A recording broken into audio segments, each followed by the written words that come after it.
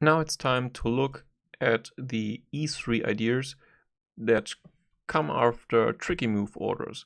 So we reach our typical symmetrical structure, and here play d6 of course, and white, for example, can play the move e3 immediately, or he can play a3, rook b1 and b4, and only later on play with e3, d4. Let's look at the castle short and rook b1 idea first. So castle short, we can still play the typical setup with e6, and white plays a3 to play rook b1, b4 of course.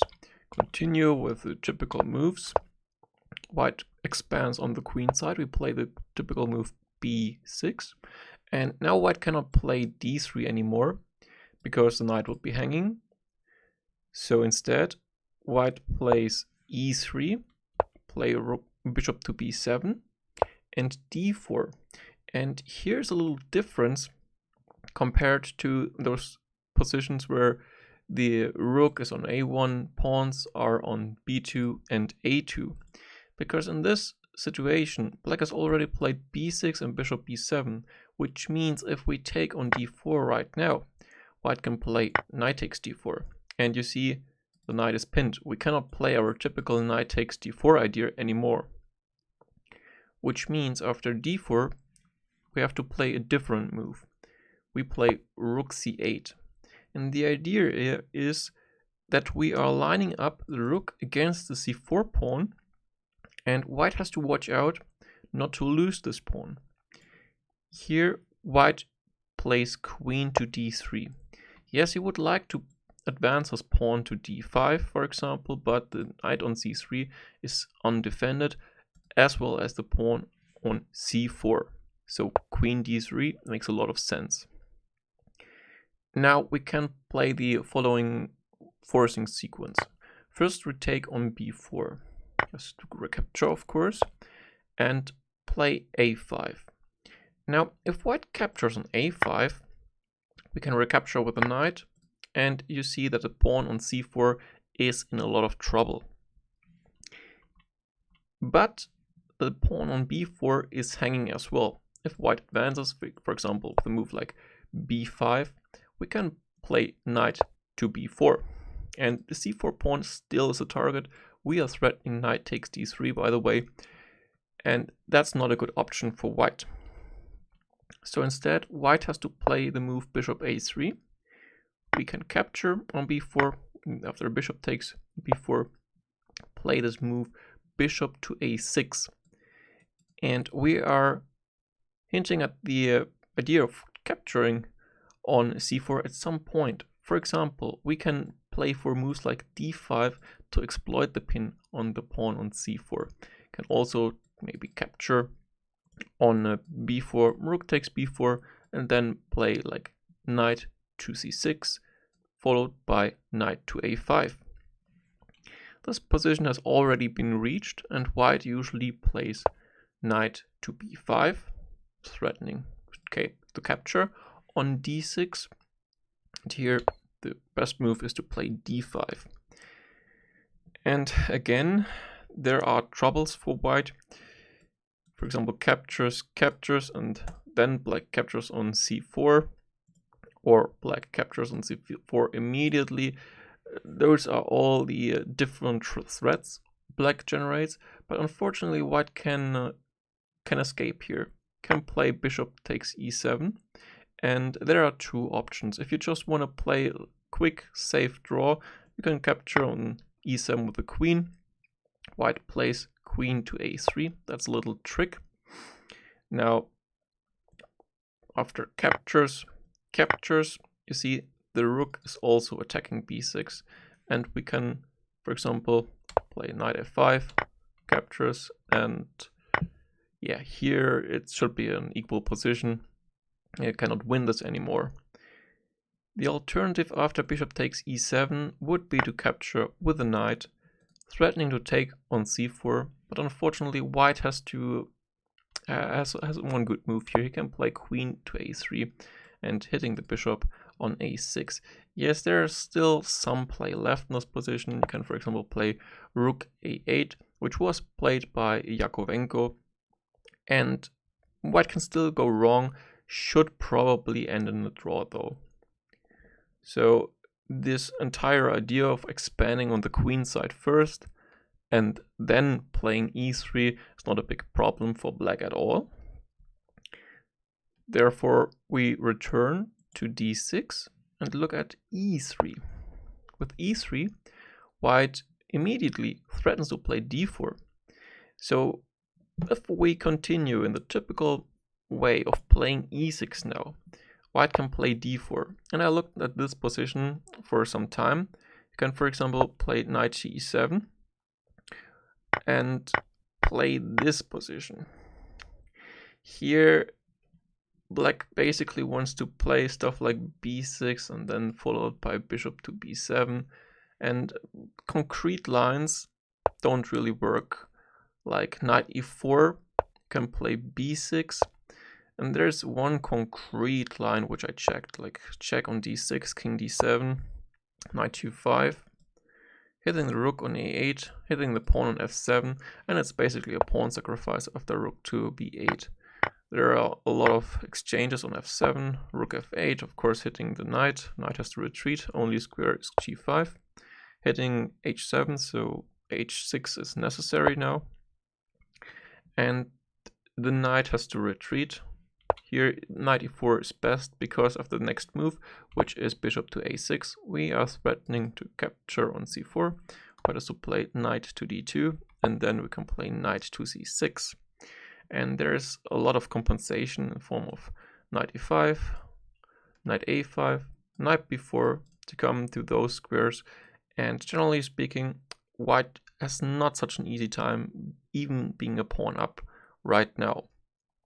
So that's one good idea to play, which means if you play like bullet or blitz games and you have pre-moved, for example, the move e6, not bishop e6, but e6, you are not in huge trouble. But I would still prefer to play the move bishop e6 here. Yes, looks a little bit weird to put the bishop in front of the pawn, but this is a concrete approach to the position, and basically black is threatening to capture on c4, and I've not found any problems here for black, so it should be quite sound to play, so I would prefer bishop e6 over e6, even though it is probably playable. So bishop e6, and white has to choose basically d3 or b3. So let's look at b3 first. Here I suggest we capture on c3. Yes, the bishop on g7 is a very nice piece, and it looks a little bit counterintuitive to give up this Fianchetto bishop for the knight. But the structure on the queen side reminds me a little bit of the Rosolimo. The pawns are not very flexible. For example, the pawn on c3 was needed to play d4 and get some play going in the center, but now it's placed on c3, which is not ideal. Here you can play knight f6, and I suggest playing the following setup. So castle short, h6. Well, it's always a good idea to put the pawns on the opposite color of your bishop, which means h6 g5. For example, this is just a sample line how you can set up your pieces. Play h6 g5 and e4. You should not allow white to open the game with moves like e5. Like, this is the only thing you have to watch out here. If the bishops really come to life, you end up in trouble, but you just can play queen to c7, and white cannot play the move e5. You can also, of course, play knight e7 eventually to control the square, so it's not easy for white to advance. Like knight e1 to play like knight d3 followed by f4, you can just play castle long and can make some more moves. Some castle long, rook d to g8. maybe think about h5 and h4 eventually, or maybe push like g4 and then h5 to h4, or place a piece on e5 like knight d7 to e5. Generally speaking, white has those unfortunate pawns on the queen side, and they're not flexible, so they cannot advance easily, which means black does not have to worry so much about queen side counterattack by white, while on the other hand, his own pawns seem to be quite quick on the king side. So instead, after bishop to e6, we have looked at b3. White can also play the move d3 to protect the pawn on c4. And here I suggest we play knight to f6. And basically I suggest we just castle short and then see which idea we want to execute. Castle short, castle short. And yeah, white has a lot of moves here, a lot of possibilities. But the main theme here was that he wanted to play e3 and d4. And by playing d3, he cannot push d4 anymore because the pawn on c4 would be unprotected. So for example, white can play a3. And here we can play d5. Another option would be to play, for example, a move like queen to d7, followed by bishop to h3 to get rid of this flank bishop. Another idea would be to play for a6 b5, potentially with a rook on b8. But I think d5 is quite comfortable here.